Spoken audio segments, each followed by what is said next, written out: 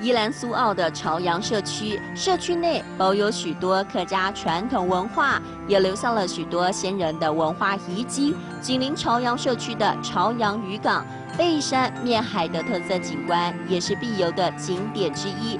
都到朝阳社区了，我跟呱呱当然要好好逛一逛这一座保存完整的客家总条。哎，大哥你好。你好。大哥，以前的骨头啊、脑丁路啊，要从哪边上去啊？哦，这要上去啊，这要上去，这就开路啦，开东西都这要上啦。朝阳社区保留该宜兰最旧该开路该路啦。哦，我知道，因为我有看到资料写说啊，这里啊是宜兰保存完整的客家总条，对不对？是嘿。baby， 那我们去行料好不好？好，加油，走。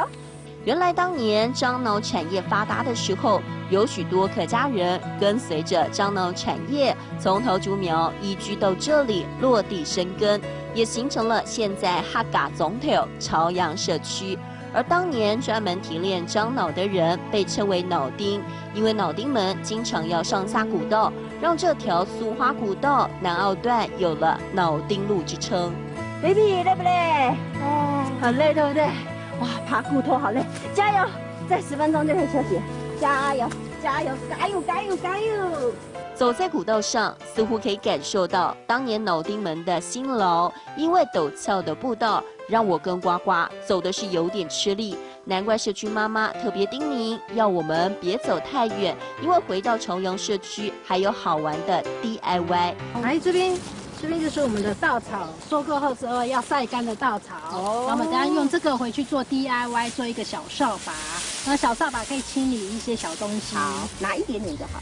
捡完稻草，我跟呱呱就要开始 DIY 稻草扫把喽。我们跟着社区妈妈从整理稻草、修剪杂枝，一支一支整齐排列，最后捆绑。没有多久，我跟呱呱的小扫把就完成喽。